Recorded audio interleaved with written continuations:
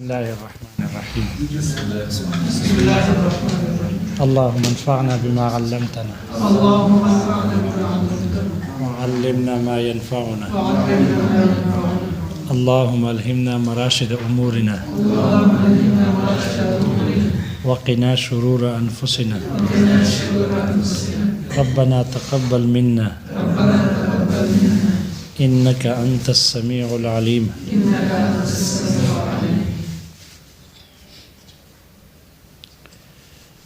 شافع حضرات جس علت سے استدلال کرتے ہیں وہ ہے علت تردیہ،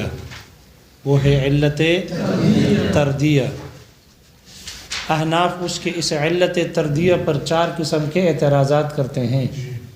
پہلا اعتراض گزر گیا، القول بموجب العلہ، القول بموجب العلت اے علت المستدل، علت المستدل.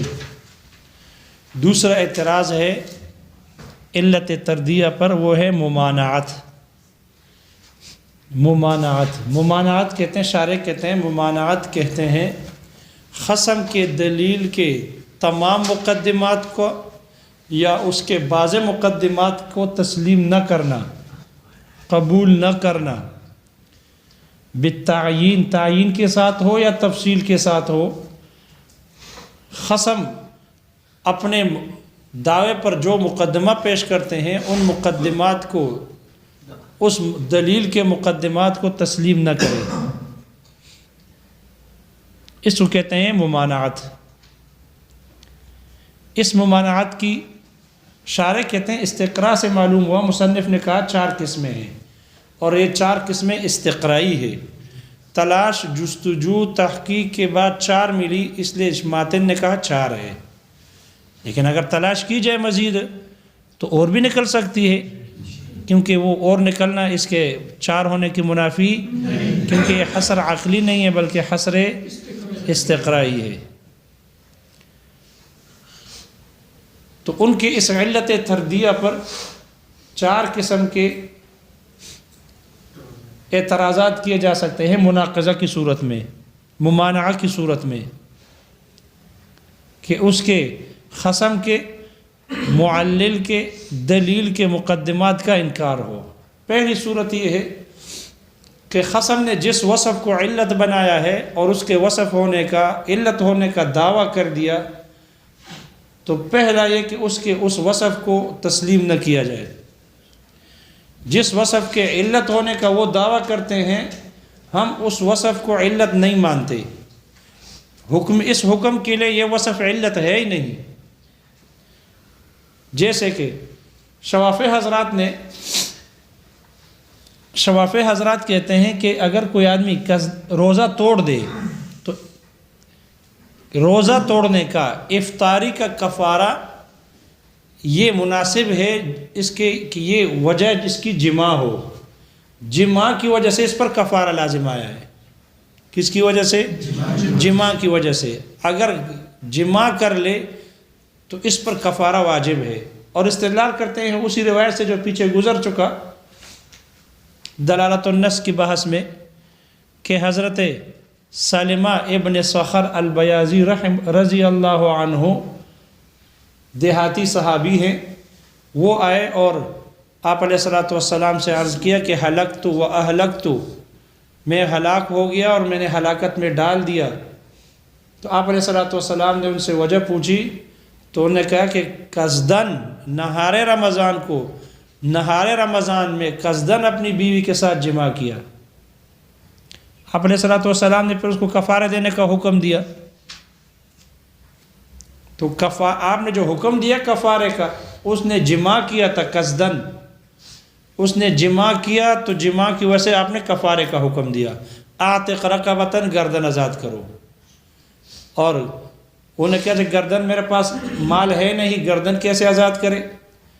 تو پھر آپ نے فرمایا کہ 2 مہینے مسلسل روزے رکھو، سم شہرین متتابعین. تو انہوں نے کہا کہ ایک روزے کا یہ حال ہے کہ برداشت نہ ہو سکا تو 2 مہینے مسلسل روزے کیسے رکھیں گے؟ پھر آپ نے فرمایا کہ اطعم 60 مسکینہ، 60 مسکینوں کو کھانا کھلاؤ.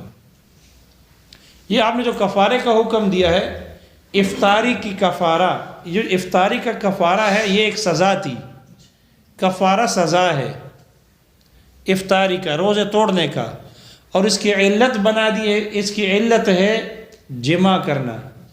یہی وجہ ہے کہ امام شافعی رحمہ اللہ فرماتے ہیں جو آپ نے کفارے کا حکم دیا، چونکہ اس نے جمع کیا تھا اس لیے آپ نے کفارے کا حکم دیا، لہذا کفارہ کی علت اور سبب جو ہے وہ جمع ہے، جمع ہوگا تو کفارہ واجب ہوگا، جمع نہیں ہوگا تو کفارہ نہیں ہے۔ یہی وجہ ہے امام شافعی رحمہ اللہ فرماتے ہیں کہ اگر کوئی رمضان میں کالے اور پیلے قصدن، کفارہ واجب نہیں ہے، قضا تو ہے، کفارہ واجب نہیں ہے۔ کیوں؟ جمع نہیں ہے، اس لیے کہ جمع اور کفارے کا اور افطاری کا جو کفارہ ہے اس کی علت جمع ہے۔ امام شافعی رحمہ اللہ نے افطاری کے کفارے کی علت جس وصف کو بنایا ہے جمع کو، ہم اس وصف کو، اس علت کو تسلیم نہیں کرتے، ہم کہتے ہیں یہ وصف، یہ علت ہے ہی نہیں اس حکم کے لیے، بلکہ اس کا وصف اور اس کی علت جو ہے وہ قصدن روزہ توڑنا ہے، وہ افطار ہے عمدن، قصدن روزہ توڑنا، یہ ہے علت کفارے کے واجب ہونے کا، نہ کہ جمع ہے۔ لہذا دیکھو یہاں خصم نے جس وصف کو علت ہونے کا دعویٰ کیا، ہم نے اس وصف کو، اس علت ہونے کا انکار کیا۔ ہم کہتے ہیں کہ جمع اس کی علت نہیں ہے، بلکہ قصدن افطاری اس کی کیا ہے؟ قصدن روزہ توڑنا، افطاری کرنا، یہ اس کی علت ہے۔ یہ جیسے قصدن روزہ توڑنا جیسے جمع میں پایا جاتا ہے تو کفارہ واجب، ایسا ہی کھانے اور پینے میں بھی قصدن کا روزہ توڑنا پایا جا رہا ہے، اس لیے کفارہ۔ تو ہمارے نزدیک چونکہ روزے کے ارکان 3 ہے، تو 3 جیسے جمع کی صورت میں روزہ کا رکن فوت ہو جاتا ہے کفارہ واجب، ایسا ہی کھانے پینے بھی روزہ کا وہ ہے، رکن ہے، اس کے فوت ہونے سے بھی کیا ہونا چاہیے؟ کفارہ واجب ہونا چاہیے۔ تو ہم کہتے ہیں کہ اس کی علت وہ افطار عمدن افطار ہے، نہ کہ جمع ہے۔ اور دلیل ہم اس پر یہ دیتے ہیں کہ اگر کوئی آدمی بھول کر ناسین اگر بیوی سے جمع کر لے تو کفارہ واجب ہے یا نہیں؟ تو ہمارے نزدیک بھی نہیں ہے، ان کے نزدیک بھی نہیں ہے، اگر بھول کر جمع کر لے۔ کیوں؟ اس لیے کہ ان کے نزدیک بھی بھول ہے، ناسین ہے۔ جب ناسین کھانے پینے سے روزہ فاسد نہیں ہوتا تو جمع سے بھی روزہ فاسد نہیں۔ اب ہم کہتے ہیں کہ دیکھو آپ کے نزدیک علت ہے جمع پائی جا رہی ہے، لیکن آپ بھی قائل ہو کہ روزہ فاسد نہیں ہوا، آپ بھی قائل ہو کہ روزہ فاسد نہیں ہوا۔ ہمارے نزدیک تو چونکہ جمع علت ہے نہیں، کیونکہ ہم تو کہتے ہیں عمدن افطار کرنا علت ہے، اور یہاں اس نے نسیانن افطار کر لیا، روزہ توڑ دیا جمع کر کے، یا کھایا یا پیا نسیانن، تو ہم کہتے ہیں علت افطار عمدن ہے، عمدن افطاری کرنا ہے، عمدن روزہ توڑنا ہے۔ اور ان کے نزدیک چونکہ جمع ہے تو ہم کہتے ہیں دیکھو نسیان کی صورت میں جمع پائی گئی ہے، لیکن ان کے نزدیک بھی ان کے اصول کے مطابق تو قاعدہ تو یہ ہے کہ ان کے نزدیک روزہ ٹوٹ جانا چاہیے، اس لیے کہ علت پائی گئی، حالانکہ ان کے نزدیک پھر روزہ فاسد نہیں۔ معلوم ہوا کفارے کا سبب اور علت وہ جمع نہیں بلکہ افطار ہے، عمدن افطاری کرنا ہے۔ تو یہ ہے ممانعت کہ خصم نے جس وصف کو علت بنایا اس وصف کے علت ہونے کا انکار کرے۔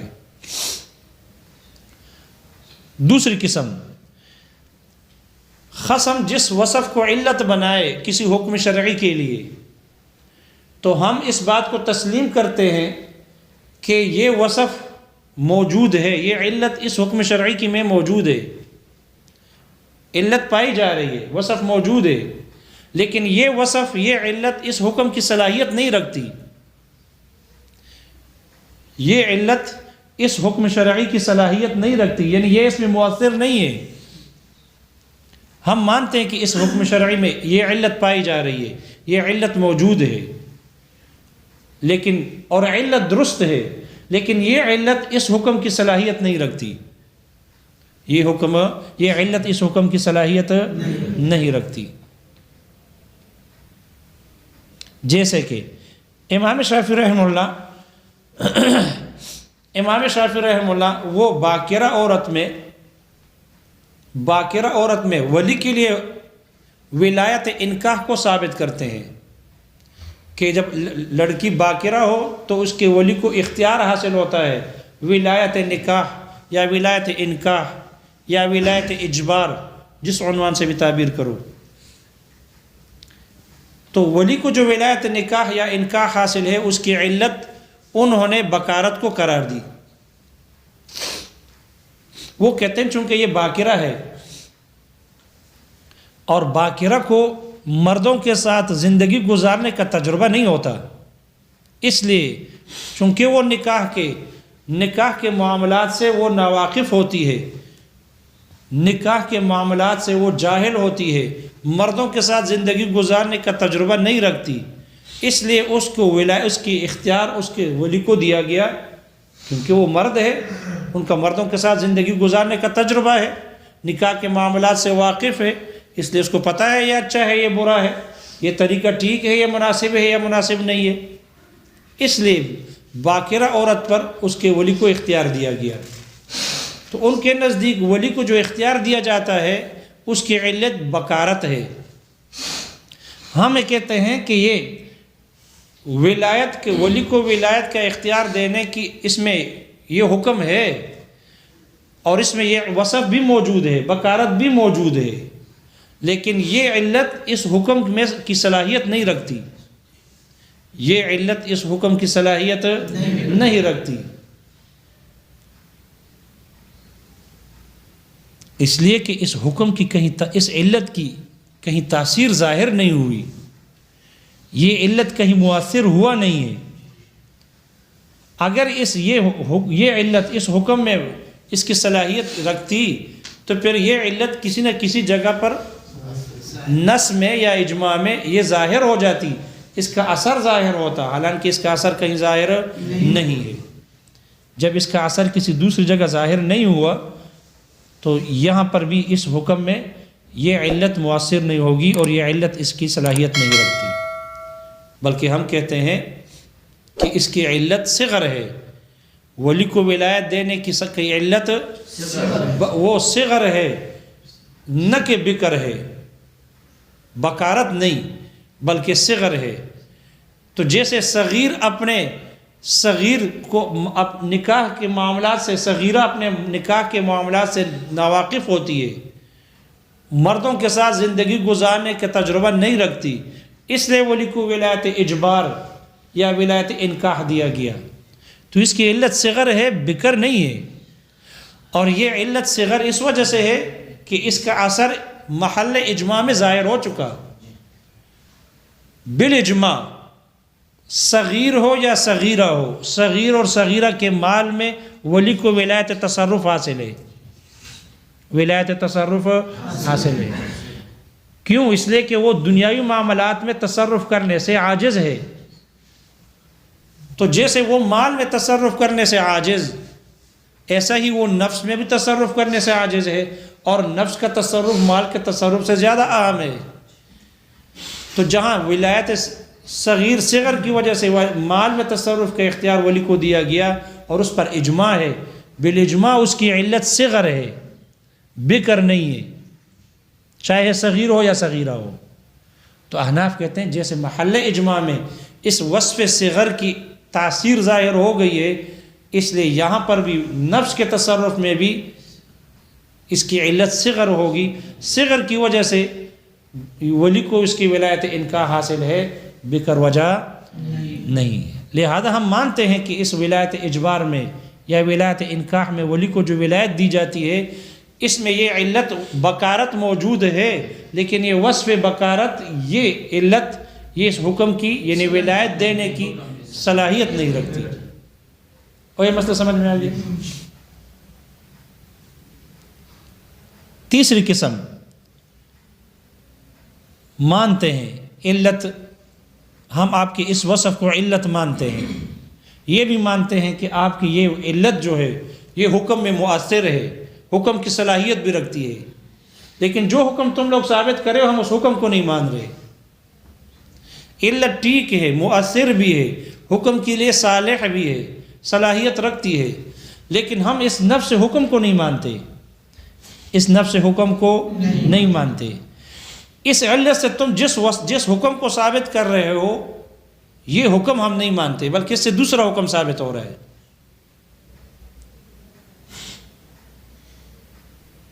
جو حکم تم ثابت کر رہے ہو ہم اس حکم کو نہیں مانتے، بلکہ اس سے دوسرا حکم ثابت ہوتا ہے، یہ حکم نہیں ثابت ہو رہا جس کا تم دعویٰ کر رہے ہو۔ اس کی مثال دی ہے، جیسے کہ امام شافعی رحمہ اللہ فرماتے ہیں کہ سر کے مسح کو جیسے اعضائے مغسولہ کو 3 مرتبہ دھویا جاتا ہے، 3 مرتبہ اعضائے مغسولہ کا دھونا مسنون ہے، 3 مرتبہ، چہرہ ہو، ہاتھ ہو، پاؤں ہو، 3 مرتبہ۔ اسی طرح مسح رأس کو بھی 3 مرتبہ مسح کرنا یہ بھی مسنون ہے۔ مسح رأس میں بھی تثلیث 3 مرتبہ کرنا یہ مسنون ہے۔ کیوں؟ اس لیے کہ جیسے اعضائے مغسولہ کا دھونا 3 مرتبہ مسنون، اس کی علت ہے رکن ہونا، وضو کا رکن۔ تو جیسے اعضائے مغسولہ چہرہ، ہاتھ، پاؤں یہ وضو کا رکن ہے، تو مسح رأس بھی وضو کا رکن ہے، یہ بھی رکن۔ جیسے وہ رکن ہے، رکنیت ہونے کی وجہ سے 3 مرتبہ مسنون، تو مسح رأس بھی یہ بھی رکن ہے، اس لیے یہ بھی 3 مرتبہ کیا ہوگا؟ مسنون ہوگا۔ تو 3 مرتبہ کا مسح کرنا، 3 مرتبہ کا مسنون ہونا، 3 مرتبہ مسح کرنا یہ حکم ہے، اور اس کی علت انہوں نے بنائی ہے رکنیت، رکن کا ہونا۔ ہم ان کے اس علت کو مانتے ہیں اور یہاں موجود بھی ہے، اور اس علت کے صالح صلاحیت کا بھی ہم اعتراف کرتے ہیں، لیکن جو حکم وہ ثابت کر رہے ہیں رکن ہونا علت ہے 3 مرتبہ کے کرنے کا، یہ 3 مرتبہ کے مسنون ہونے کے لیے علت ہے، ہم اس 3 مرتبہ کے مسنون ہونے کو نہیں مانتے، اس حکم کو نہیں مانتے۔ علت ہونا مانتے ہیں کہ رکن ہے، اور رکن مؤثر ہے، صالح صلاحیت رکھتی ہے حکم کی، لیکن جو حکم یہ لوگ ثابت کرتے ہیں ہم اس حکم کو نہیں مانتے۔ ہم کہتے ہیں 3 مرتبہ مسنون اعضائے مغسولہ ارکان ہے، اور رکن تقاضا کرتا ہے تثلیث کا، لیکن ہم کہتے ہیں جو تثلیث ہے یہ اعضائے مغسولہ میں بھی مسنون نہیں ہے، 3 مرتبہ دونوں مسنون نہیں ہے، بلکہ مسنون تو سنت جو ہے وہ اکمال ہے۔ سنت کیا ہے؟ اکمال ہے۔ رکن تقاضا کرتا ہے اکمال کا، کہ اکمال سنت ہو، نہ کہ تثلیث سنت ہو۔ اور اکمال یہ ہے کہ محل فرض میں اضافہ کر دیا جائے، محل فرض میں اضافہ کیا جائے اور اس کو کامل کیا جائے، مکمل کیا جائے، یہ سنت ہے۔ اعضائے مغسولہ میں مسنون تثلیث نہیں، بلکہ اکمال سنت ہے۔ محل فرض میں خیال کرنا، محل فرض میں زیادتی کرنا، اضافہ کرنا کہ وہ مکمل ہو جائے، یہ سنت ہے۔ اب چہرے کا دھونا فرض ہے، کتنے چہرے کا دھونا فرض ہے؟ کتنے چہرے کا دھونا فرض ہے؟ پورے چہرے کا دھونا فرض ہے، پورے چہرے کا دھونا پورے چہرے کا دھونا فرض ہے۔ تو جب فرضیت میں پورا چہرہ آ گیا، محل فرض یہی ہے، تو آپ اس میں سنت کے ذریعے سے کیسے اضافہ کرو گے؟ کیونکہ سنت تو اصل میں کیا ہے؟ اکمال، محل فرض میں زیادتی کرنا۔ تو اگر تم چہرے میں اضافہ کرو گے، اوپر سر ہے تو سر کی طرف جاؤ گے، سر چہرہ ہے نہیں، سائڈ پہ آؤ گے تو گردن ہے، ادھر پیچھے جاؤ گے تو گردن ہے، نیچے جاؤ گے تو گلا ہے۔ چہرہ تو جتنا ہے فرض، وہ تو فرض نے اس کا احاطہ کر لیا، فرض نے اس کو گھیر لیا۔ تو جب فرض نے پورے چہرے کو گھیر لیا، اب آپ اس میں سنت کیسے ادا کرو گے؟ سنت تو کہتے ہیں محل فرض میں اضافے کو، اکمال کو، اور یہاں تو پورا چہرہ ہو گیا، پورے چہرے کی دھلائی ہو گئی، پورے چہرے کو دھو دیا اس نے، تو اب سنت کیسے ادا ہوگا؟ تو ہم کہتے ہیں جب اکمال نہیں ہو سکتا تو پھر ہم کہتے ہیں مجبوراً تسلیث کر دو۔ کیا کر دو؟ تسلیث کر دو، 3 مرتبہ دھو لو۔ لہذا چہرے میں، ہاتھوں میں، پاؤں میں وہ جو تسلیث سنت ہے وہ اصلاً سنت نہیں ہے، وہ تو مجبوراً سنت بنا دیا گیا اکمال کے لیے۔ اصلاً سنت تو اکمال ہے، محل فرض میں زیادتی کر کے، محل فرض میں رکنیت نہیں ہے، رکنیت نہیں ہے۔ رہا سر کا مسئلہ، تو سر کے مسئلے میں سر میں پورا سر کا مسح فرض ہے، کتنا ہے؟ چوتھائی سر کا مسح فرض ہے۔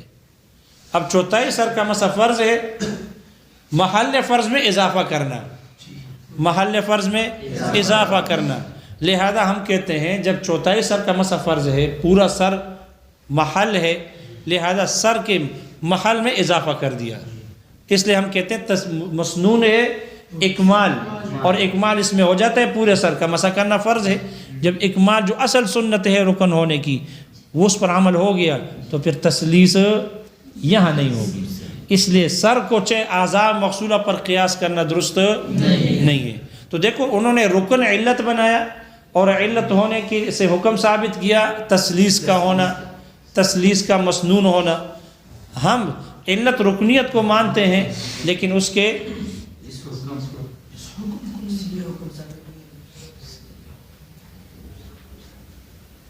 لیکن ہم کہتے ہیں کہ یہ اس سے جو حکم ثابت کر رہے ہیں ہم اس حکم کو تسلیم نہیں کرتے، اس لیے ہم تسلیث کے مسنون ہونے کو تسلیم نہیں کرتے، بلکہ مسنون جو ہے سنت جو ہے وہ اکمال ہے، محل فرض میں زیادتی کرنا، محل فرض میں زیادتی کرنا، اضافہ کرنا، یہ سنت ہے۔ مسئلہ سمجھ میں آ گیا؟ چوتھی قسم یہ ہے ممانعت کی، وہ یہ ہے کہ ہم علت کو بھی تسلیم کرتے ہیں، علت کی صلاحیت کو بھی مانتے ہیں کہ اس میں علت ہے اور یہ صلاحیت رکھتی ہے اس حکم کی، حکم کو بھی مانتے ہیں، حکم کو بھی مانتے ہیں، یہ جو حکم آپ نے ثابت کیا حکم کو بھی تسلیم کرتے ہیں، لیکن اس حکم کی نسبت تم جس علت کی طرف کر رہے ہو اس نسبت کو ہم نہیں مانتے،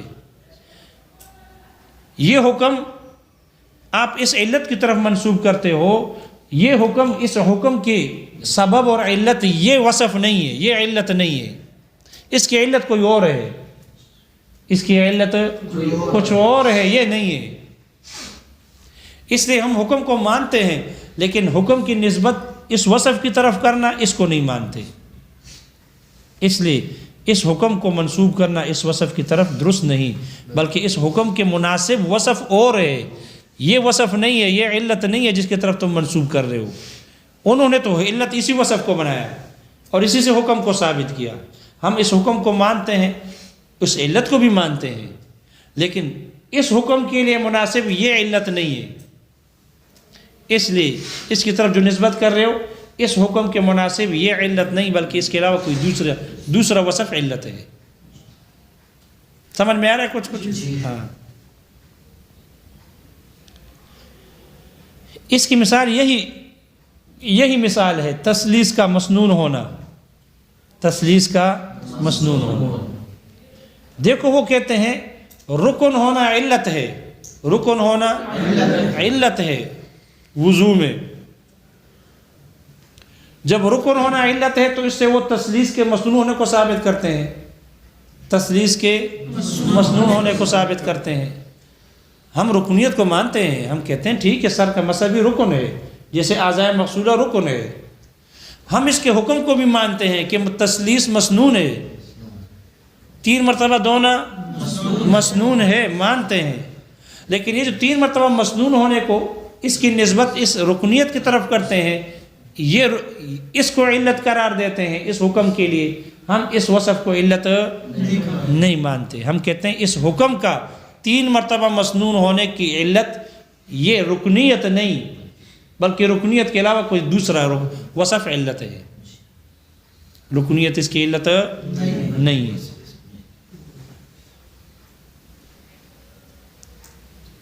کیوں؟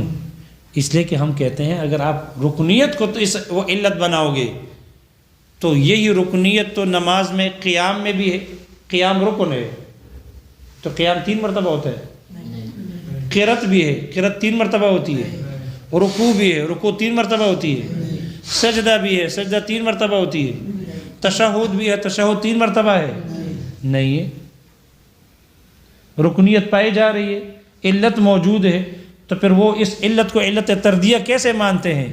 علت تردیہ کا تو معنی یہی ہے دوران الحکم مع العلت وجودا وعدما، علت پائی جائے، حکم کا پایا جانا ضروری ہے، اور یہاں علت موجود ہے رکنیت، اور لیکن یہاں حکم موجود نہیں ہے، اس لیے ہم کہتے ہیں تثلیث مسنون ہے، وہ تثلیث مسنون ہے، تثلیث مسنون ہے۔ کتاب آپ کی اپنی کدھر ہے؟ اپنی کتاب کدھر ہے؟ لایا نہیں، ٹھیک ہے، بس تثلیث مسنون ہے مانتے ہیں، لیکن آپ نے رکنیت کو علت قرار دیا، اس حکم کی نسبت اس علت کی طرف کرنا درست نہیں کہ